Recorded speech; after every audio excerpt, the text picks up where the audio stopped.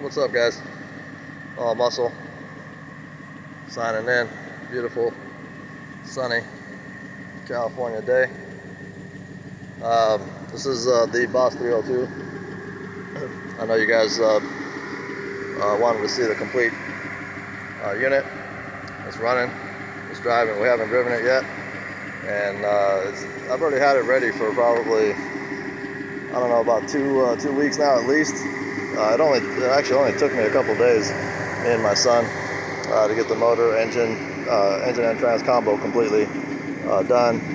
We changed out the exhaust system, put it back to factory. We upgraded the rear brakes on the car. We had a GT500 rear brake setup that we put on here. Still haven't done any detail work. I don't know if you can see that, but the door is still water spotted. I showed that out in my first video, the door and the rear quarter. I actually did this detailing on this fender. We just got to the fender. The fender came out pretty nice, nice and shiny again. We're able to swap the two front tires because the front tires were nice on the other unit. The wheels were a little bit nicer too, so we didn't have a problem there. But these rear tires look like they're about to give up the ghost here. Well, here she is, she's running. Now, I don't know if you guys can hear that, but when the car kind of gets a little warm, it has like a tick. And I get in and check out some of the forums, and a lot of the Boss 302 owners are complaining about a tick. And some people are saying that it's the AC stretch belt, that if you change it out and put the tensioner, there's a tensioner kit that you can get, and it's called the Boss 302 tensioner kit.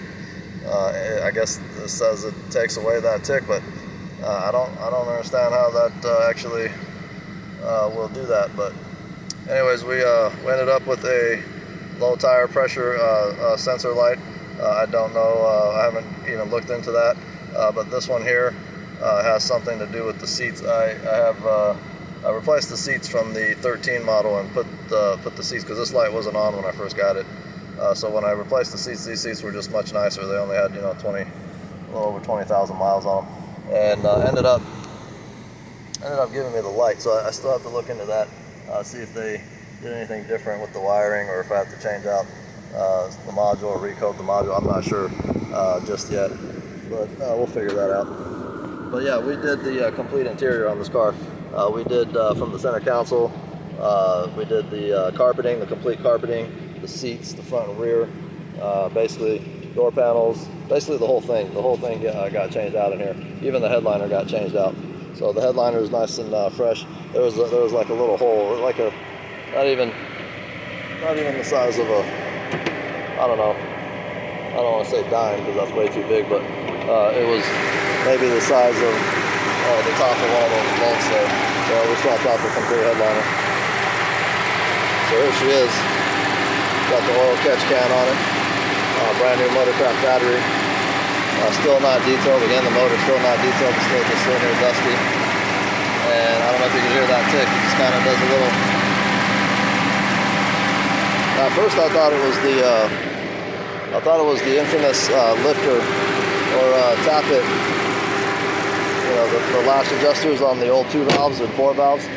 They used to do that a lot, and it'd be because of the car either sitting, running the wrong kind of oil, or just some gummy ass oil would cause the tappets in there, the latch adjusters, to seize up and tick like that. So, and I would normally assume that that's what it was, just from the way it sounds. It sounds exactly like that. Now, but it doesn't happen on startup. Usually on those old tappets or latch adjusters, whatever you want to call them, the shit would just right off fire up. It would start off doing that little tick, tick, tick, tick, and then it would just go away.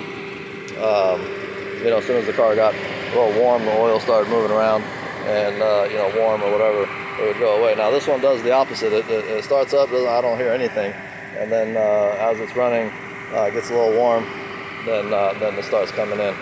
So if you guys know what the hell that is, let me know, because I'd like to get that going. That's actually really annoying, and I didn't expect it have that issue with the 22,000 mile motor. But anyways, if anybody knows what that is, shoot me some messages, send me an email, whatever. Let me know.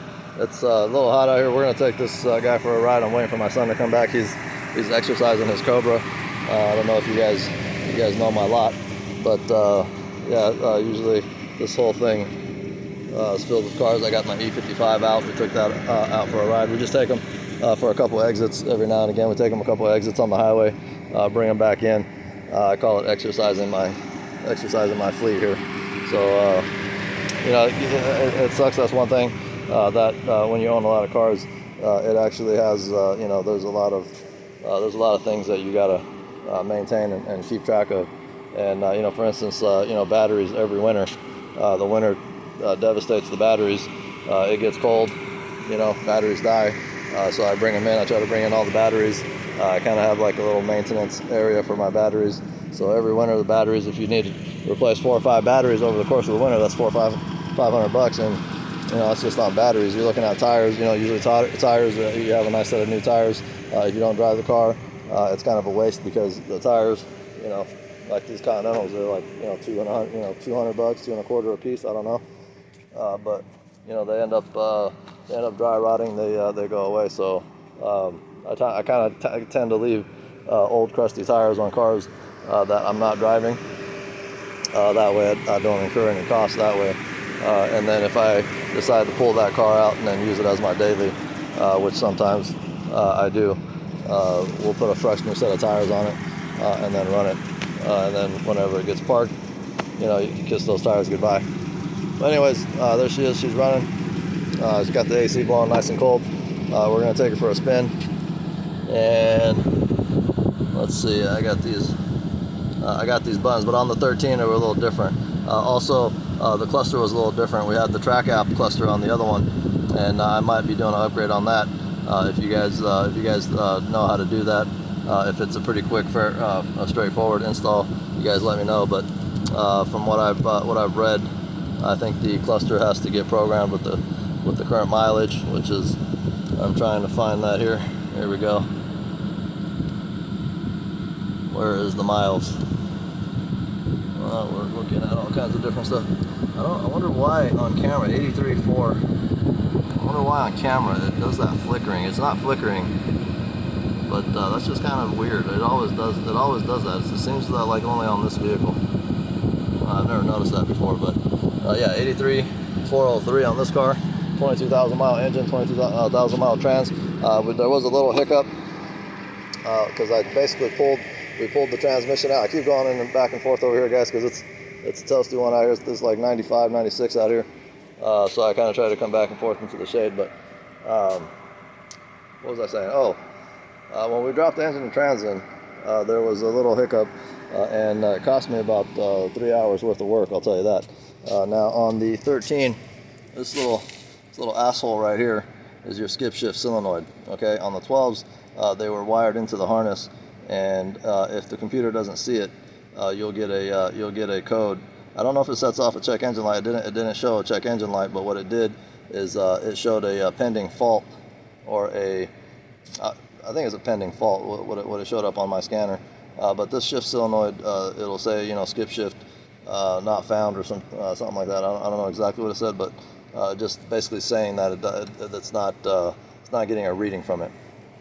But the 13 trans has it sitting here, but there's no provision in the wiring harness for it. So the transmission is exactly the same, but I didn't notice that. And when we put the engine and trans in, we slid it in there. This is the original trans from the 12 here. This is the 83,000 miles. So I wanted everything to match. So I put the engine and trans in from the other car. And like I said, there was no provision in the harness for that skip shift solenoid. So what I ended up having to do is pull the main harness back out while it was installed in the car, and the routing of that harness, let me tell you about that. That's not a fun job. I did have to lower the transmission, tilt it back in the back end, take it off the cross member, fish it and feed it, and do all kinds of stuff while working underneath the car. Again, I don't have a lift. I'm still working on where the hell I would put a lift. And I just haven't got a lift. So when things come out like that, where I have to be under the car for hours, you know, I wake up the next morning, my neck is all stiff and shit, and I generally have a bad day after that. But yeah, I don't like it. But that was a hiccup. So for you guys that don't know, yeah, the 13, no provision for the skip shift. They eliminated that. I guess a lot of people were complaining about that, and they don't like going from, you know, first to fourth or whatever. That's kind of bullshit. But especially on a car like this, I mean, maybe on the regular GT EPA thing, you know, maybe you need to get some better gas mileage or some shit, maybe. But I can't see it being implemented on this car, and I don't know why they did it. But they definitely took care of it in 13, and I had to learn the hard way on that. So if you guys, you know, catch this or whatever, it's a good little tidbit for you. Anyways, I'm going a little too far on this one, guys. We'll check you out on the next one. There's the 302 that's running. I'm going to take it for a quick exercise, and then we'll be back here shortly. There goes my boy. He just pulled up, so we'll be coming through here with this one next. You guys take care, be safe, and then we'll catch you on the next one.